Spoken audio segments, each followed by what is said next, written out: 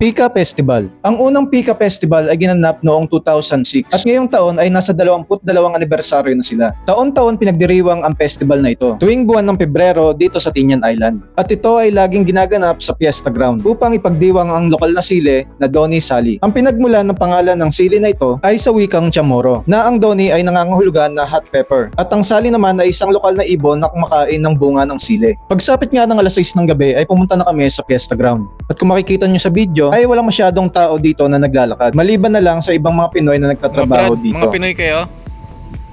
Pinoy kayo, Brad? Ang Pinoy nga. At dito ay madadaanan natin ang ilang mga bahay ng mga Pinoy. At dito sa kalsada ay wala kayo masyadong makikita ng mga nakatambay ng mga tao. At kahit ilang mga kabataan na naglalaro sa labas. Kaya masasabi kong safe ka dito kahit mag-isa ka lang na naglalakad. At ngayon ay matatanaw na natin ang Fiesta Ground. At pagdating nga namin dito ay bumili muna kami ng damit bilang souvenir. Bumalik ulit kami. Karamihan ng mga booth dito, ang mga nagtitinda ay puro mga Pinoy. Kaya kahit papano guys ay makakapagtawad tayo at makakakuha tayo ng magandang discount. $17. Medium? Medium? Yan, medium. Sa pagpapatuloy ng ating kwentuhan guys, ang sili ay hindi lamang sangkap sa pagkain ng mga Chamorro. Ito ay sumisimbolo sa malalim nilang tradisyon. At ang sabi nga nila, small but powerful.